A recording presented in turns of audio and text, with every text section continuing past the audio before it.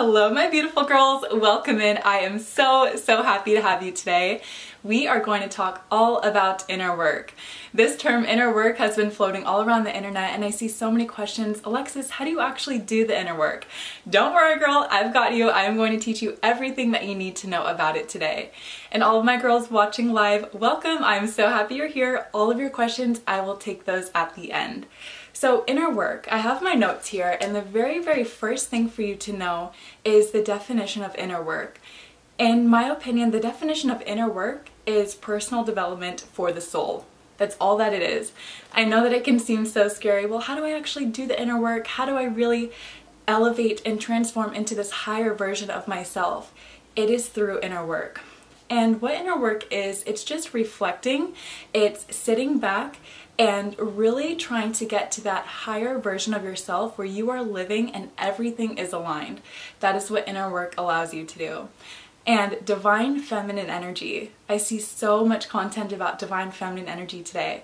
If you want to be in your divine feminine energy, you can be doing everything right. You can be in that mode of receiving. You can be taking care of yourself, putting yourself together. If you do not do inner work, you will never get to that top level that your feminine energy can be at. Inner work is how you do that. Again, it's just personal development for the soul. It is not scary. It is not something that is hard to do. And I'm here to help guide you through it. So why you want to do inner work? It is because we have a current programming, and what I mean by programming is we have a current way of thinking about ourselves, about life, that is resulting in everything that we are receiving and attracting. When you do inner work, it is you pulling apart the way that you have been living and operating, seeing what you want to keep and seeing what you want to get rid of. Everything that you have today, your finances, your relationship, your body, your health, your opportunities, they're all a result of your thoughts and your beliefs. If you want to change your thoughts and beliefs and start attracting your dream life, you have to do inner work. That is the key to everything. So it's the key to building your self-worth. It is the key to improving all of these areas of your life. And it's also that key to attracting your desires. And then you need it to be in your divine feminine energy again. I always say to be in your divine feminine energy, you need the balance of your light and your dark feminine energy. You also need that inner work in there too. So I have 4 steps that are going to help you on your inner work journey. It doesn't matter how old you are. It doesn't matter how far in on your journey that you are. These tips are going to help you. It is never ever too late to start. So my number 1 tip for you is to learn how to evaluate your triggers. This is one of the most important things that I could ever teach you. The key to doing inner work is being able to recognize what triggers you and learn from there. So when I say triggers, what I mean is anything that causes your body to feel tight, anything that causes you to have an emotional reaction. When you are triggered, you can think of it as there is a wound on your body. Let's say that you have a cut. Every time you're triggered, it feels like something is poking at that cut. When you are triggered, what it is showing you is that you have a cut, you have a wound that has not been healed yet. The more inner work you do, the more you turn that wound into a scab, where when you touch it, it doesn't hurt as much. And something that can help you do this is being open to receiving all of the triggers, being open to growing through them. So what I say, or when I mean triggers, I mean when someone says something to you or when something happens in life and again your body feels tight, it's pausing in that moment and saying, okay, I'm feeling triggered. What is this showing me? And how can I heal through this? So the very first thing to do when you are triggered, where do you feel it in your body? It's to literally sit back, get in your body, get in your feminine energy. Where do you feel triggered? Usually for me, it's either in my chest, it is in my stomach, sometimes it feels like it's in my neck or in my back. The very first thing you want to do is evaluate where you feel it in your body. The second thing for you to do is to kind of pause and think about what caused this trigger. And I'm going to give you a few examples. I learned the best through examples, so I have some that are going to make this very clear for you. I want you to think about where this trigger came from. Was it from your childhood? Was it from a breakup, a relationship, some trauma that you had? An example to show you. So when I was in my very first relationship, I would constantly get triggered when my partner would not text me back right away. or when they would not answer my message, when I couldn't hear from them, when I couldn't know what they were doing. I would get triggered. I would feel it in my stomach and I would feel it in my chest. Just felt panicked. I felt so tight in my body. I had to stop and realize, okay, I'm getting triggered, but it's not my partner that is actually triggering me. It's an old wound that I had that is now resurfacing because I never healed from it. I could talk about inner work all day. It's so powerful. You have the opportunity to literally heal anything. It does not matter what you experienced. So back to this example. I was actually triggered by an event that happened when I was a kid. So when I felt my partner did not text me back, deep down, I was feeling abandoned. That feeling of abandonment did not come from my partner. It actually came from my childhood.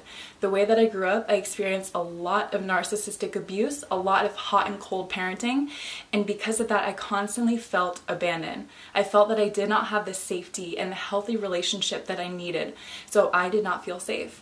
And because I never healed that wound, I attracted a partner who brought that wound back in me. And everything that you are attracting that is triggering you is trying to help you heal. When you can look at your triggers from this place of gratitude and this place of openness, it becomes very easy for you to heal. Okay, so the next example that I have, and I've shared this in a previous video, I think it was called Releasing Control Activates Feminine Energy. So during COVID, I had moved back in with my family. And I have a pretty big family. There were so many of us. And I was constantly triggered when our house was messy. I love organization. I love keeping things very clean. And going from living by myself to living back with my family, oh my gosh, it just felt so chaotic. Every little crumb on the countertop, everything that was left out, I would just freak out. And I became so controlling of my family. It did not feel good to be in this state of mind. And I would constantly criticize my family and tell them, you need to pick this up, it's so messy in here. I was triggered not by them, but by something else. What I was triggered by was losing control during the pandemic. Because I did not have control anymore, I did not know when it would be safe to go outside, when life would become normal again. I needed to control something to feel safe. So as a result, I tried to control my family. Excuse me. Another example to show you how triggers will show up. So let's say that you were sexually assaulted when you were a kid. When that happens, there are two ways that you usually get triggered when you are older. One, it is when you feel that the house is messy, when you feel your body is dirty, when you feel that there are germs, you will get very, very triggered. Another way is you become very, very controlling and you feel that OCD in you. When that happens, you are actually being triggered by that traumatic experience that you had when you were a kid, when you lost control and when you felt that your body was no longer clean and safe. It is possible for you to heal from that. And if you are being triggered by something showing maybe you have OCD or maybe you're afraid of germs, I want you to go back and look and see what you are actually being triggered by. Another example to show you, I'm trying to think, there was another one that I had that I see happen so much. For example, if you are cheated on by someone and then you go into a new relationship, any slight reminder that you could be cheated on again or that your partner could be leaving you, that will trigger you so massively. You have to be able to separate what you are currently experiencing from what you have experienced in the past. When you put the pieces together, that is how you are going to heal. So the second step for you to do, after you become aware of your triggers, you have to create a safe place for your body. You have to create an openness and an acceptance for you to heal. How you do this is when you are being triggered, you develop the mindset, this is good. I am grateful that I am triggered right now because it is showing me there's an area I need to heal from. Almost get excited when you are triggered. Great, there is some growth for me to have. When I become aware, I'm going to come out even better on the other side. The less triggered that you are, the more healed that you are. The more and more inner work that you do, you just become so present, you become so peaceful, and you don't become so reactive throughout the day. That is why the people that you meet that nothing really seems to bother them and they're so calm, they have such good control of their emotions, they're not being triggered. They have done that work to heal, and that is possible for you. Another point for you to know is to not be hard on yourself. You are not going to be able to heal by criticizing yourself. Meaning when you are triggered, oh, I cannot believe that I was triggered again. I cannot believe that I reacted like that. You have to give compassion to your body. You have to create the safe place for your body to know, oh, okay, this is why I'm showing up this way. Now I get to heal. This is what I'm going to do to get there. You have to come to yourself with compassion rather than criticism. Okay, step number 3. This is another one of my favorites to talk about. Step number 3 is you learn how to do shadow work. If you are not familiar with shadow work, that is okay. I will explain it to you. So every single human being has what is called a shadow side. A shadow side, if you think of the movie Peter Pan, you know how his shadow is constantly following him around and he was trying to get rid of it. That is what we do as humans. We have a shadow side, meaning parts of ourselves that we don't like, that we don't want other people to see. We are constantly trying to hide it. If you want to really heal, if you want to be in your full divine feminine energy, you have to bring out the shadow side. That is why step number 2 is for you to create the safe place for your body to heal. When you learn to embrace your shadow side, you become unstoppable. This is the key to fully loving and accepting yourself. People ask me all the time, Alexis, how do you master self-love? How do you master self-acceptance? You accept every part of you, including the shadow side of yourself. So something that you can do to help bring the shadow side out and become aware of what it is. The number one thing is journaling. I'm going to give you some shadow work journal prompts for you to have too. When you journal and you start to pull these sides out of yourself that maybe you had buried deep down or maybe you had been trying to suppress, your body is going to feel, okay, we can accept all of ourselves. And when you have a hold, when you have an understanding of what those shadow sides are, you can heal through them and you can become aware of what it is that may have been stopping and blocking you. So one shadow work prompt that I have for you. What am I most afraid of others finding out about myself? This is so amazing if you take the time to journal this. You will start to notice that things come out that, oh my gosh, I'm embarrassed or I'm ashamed about this. Hold on to that. We will come back to that in just a minute. What parts of my childhood make me feel angry and sad? That's another great prompt. And then what emotion do I often avoid? And what makes me afraid to feel it? So when you start to write these out, and I'll give you an example of a shadow part that came out for me, you learn that shame and that guilt that you have, you are holding on to that for no reason. You do not need to carry that shame and guilt of your shadow side. And a good way to release this is to ask yourself, where did this come from? Who told me that I have to be guilty about showing up this way? So an example to show you. One of my shadow sides was my dark side, my dark feminine energy, my mean side, my cruel side. And it's because growing up, I was taught to be the nice girl, the people pleaser, the one who was always putting on a show, smiling, performing. And it's deep down because I was punished for not being nice. I was punished growing up for doing anything that would make a mistake or that would be mean. When my voice was crushed, I learned to tune it down and play nice. Playing nice is what kept me safe. So my dark feminine energy side, the side that was more seductive and more powerful and really stood up for herself, that was so buried in my body. I had to do the inner work to pull it up. And that is why now I have the balance of the light and the dark feminine energy. It is because I did inner work like this. Here's my process of how I healed through it. I saw that I was ashamed of my dark side, of the side that was more mean and more honest and more upfront. And I asked myself, who told me that this was not okay to have? And then I gave myself permission to pull it up. I started practicing and experimenting using the shadow side of myself. I would set more boundaries. I would speak my mind. I was more able to tap into that seductive side of myself. And I really enjoyed it. It felt so good. I felt so full and complete balancing this. Pulling out your shadow side is how you do that inner work to heal. There is a bonus journal work prompt that is so healing. I'm going to give it to you at the end right before we start the Q&A. Okay. So when you are doing these shadow work journaling prompts, I want you to evaluate how you are showing up and why you are showing up that way. Why do you feel that your worth comes from performing? Or why do you feel that it's not okay to embrace more of your sexy side? Why do you feel that it's not okay to be happy? Why do you feel that your body is not okay to embrace and to make the best that it can be? Another key for you to know with this is one of the biggest fears that we have as humans is losing our identity.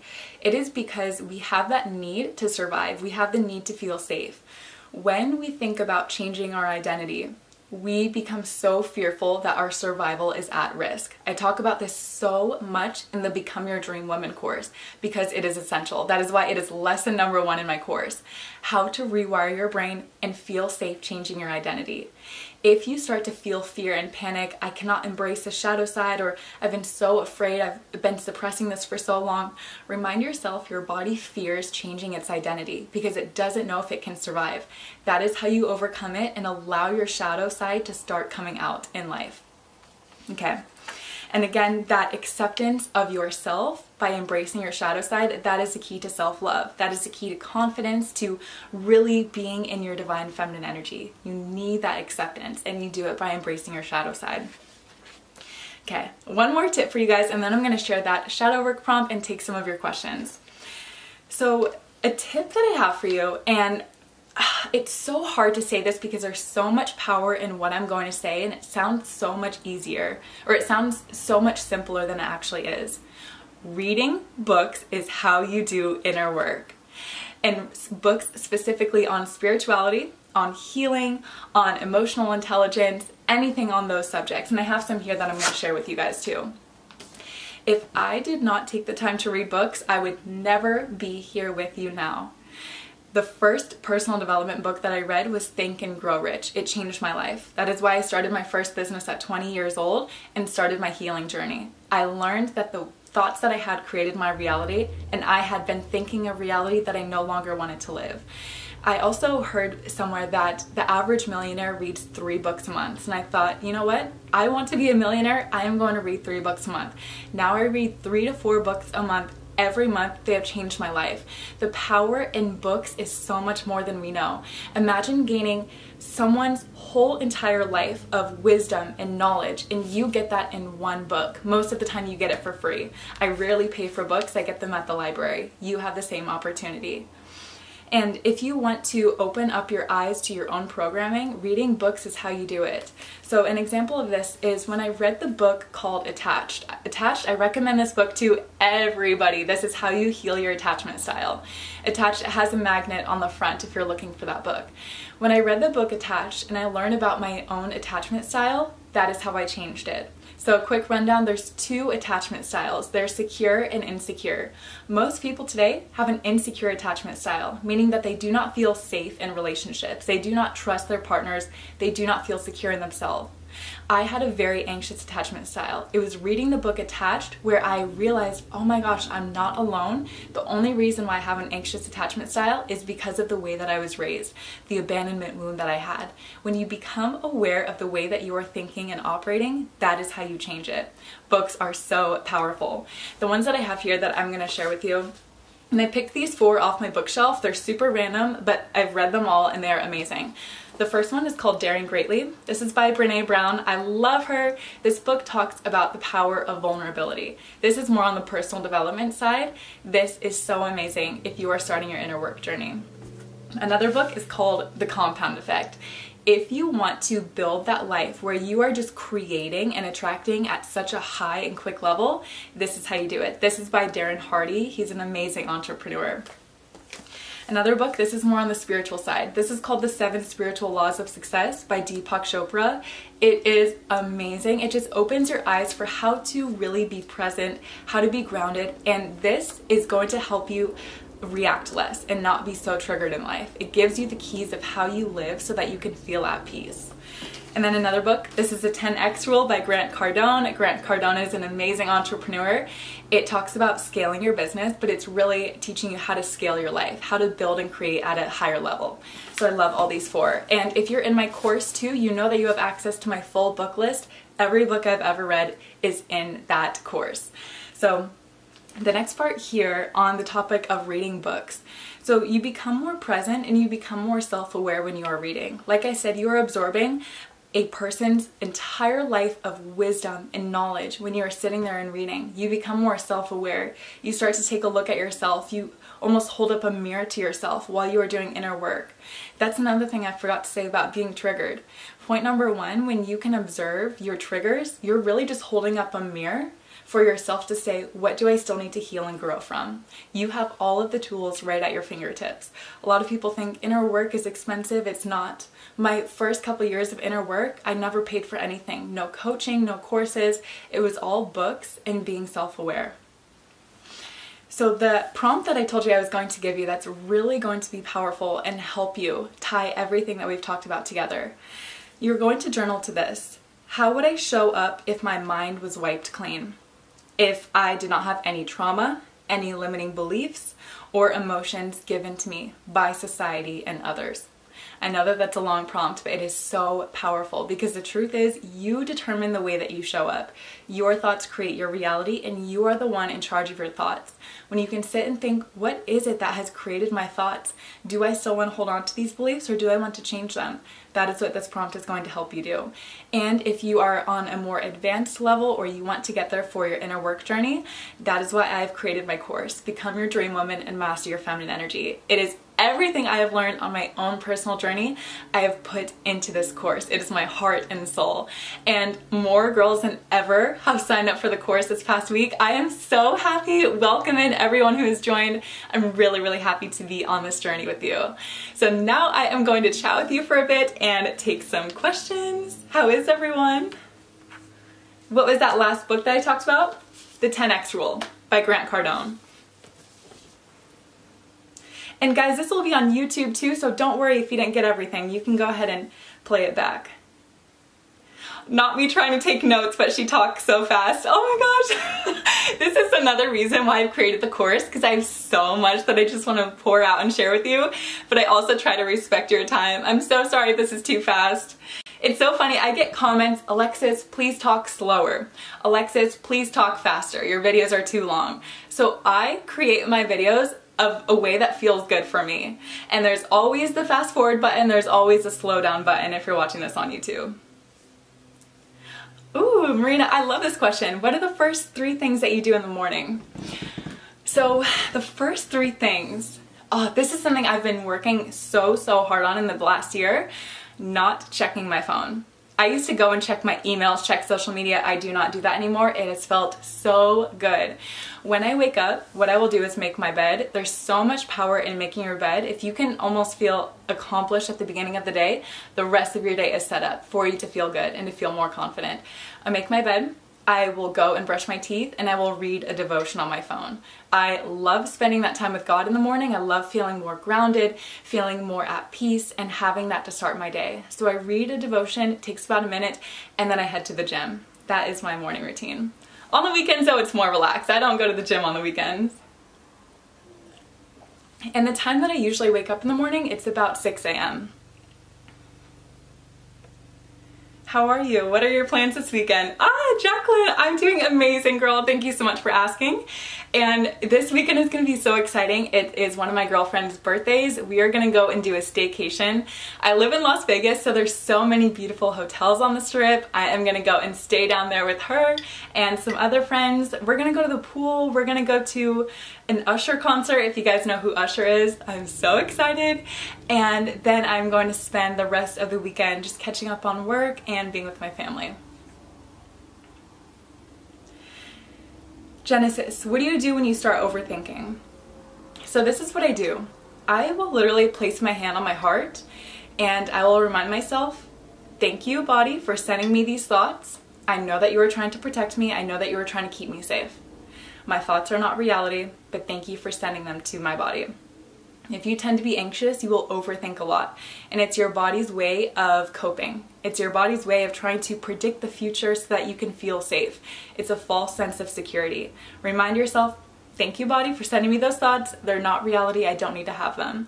And another tip that I would give to you is if you are really overthinking, write down one thing that you can do to help solve whatever it is that is the problem. So for example, let's say you are super stressed about a conversation that you have to have with a friend. Write out what are the things that you're planning on saying to her.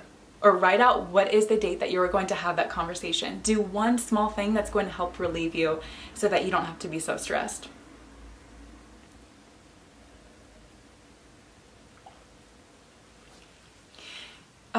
Ginevra, how do I stop comparing myself to other girls? It almost feels like I'm jealous of them. Yeah, girl, trust me, you are not alone. I hear this all the time. What I recommend for you is to watch my video, How to Stop Feeling Jealous, How to End Jealousy for Good. But what I want you to know is every time that jealousy pops up on you, remind your body, you know what, thank you for sending me this feeling. What is the desire behind it? Let's say that you see a girl who has such a beautiful, healthy, fit body, and you feel a little bit jealous of that. Ask your body, you know what is it the desire? What is that desire that we have? Your body is actually desiring to have something, and it's mirroring back to you that is available for us. Anything that you desire, it is available for you.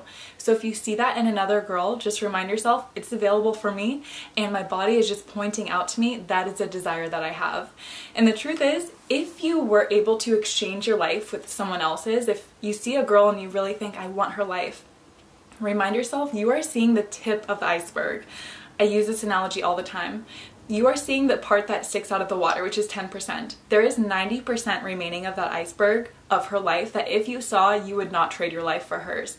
We often get so caught up in the appearance of something, but we don't really know deep down what's happening. I promise you, God gives you what you can handle and what you actually desire.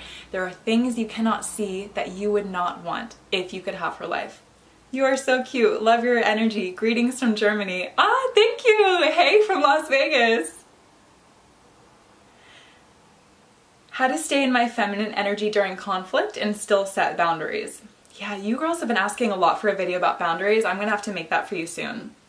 So during conflict, I think it's so important to know what your attachment style is. So do you need some time and space to cool down when you're in a conflict? Or do you feel that you need to resolve the issue right away? Know what feels best for your body and try to settle a way to get that.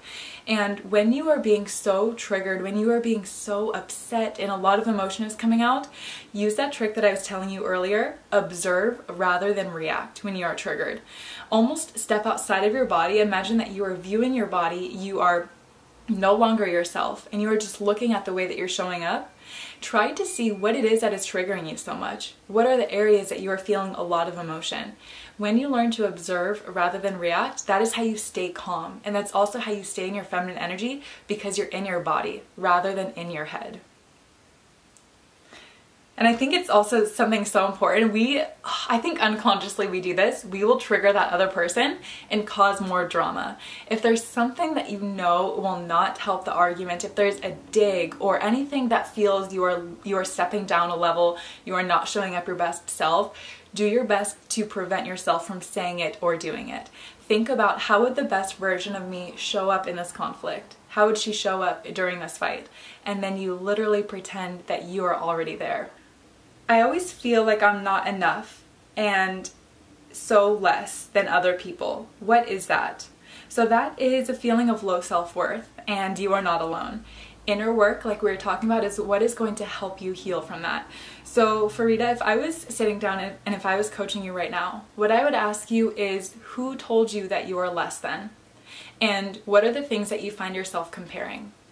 What are the areas where you feel you don't have a lot of worth? And where do those actually come from? Like I said, it's almost inner work is a puzzle. So when you're putting pieces together, you didn't just randomly have low self-worth. It came from somewhere. I want you to try to identify what caused you to feel that way. When you see what it is, you will realize, oh my gosh, this was so irrelevant, or I'm letting this situation from my past create my future. I'm not going to do that anymore. Something that happens so much is growing up in school, if you were bullied or if you feel that you didn't fit in, or if someone made a comment, you're not smart or you're not popular, you carry that belief with you into adulthood.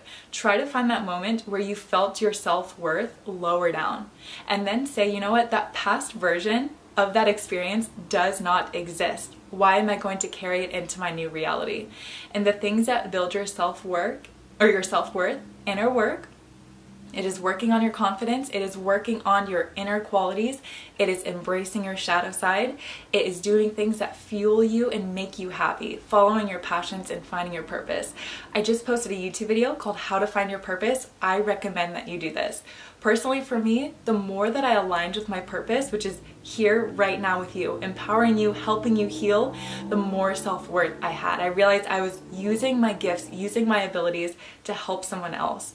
When you feel that you are helping someone else, using your experiences to really pour back into the world, your self-worth builds. Because you can see, it's like when you are watering a plant, you can see that plant come alive. See the area of your life where you have the capability to do that. That's also going to build your self-worth. Okay, my girls. Oh, I love talking with you. I never want to let you go. Thank you so much for being here and all of your amazing questions, and let me know what video you would like to see next. I love you girls. Have a great rest of your week. Bye.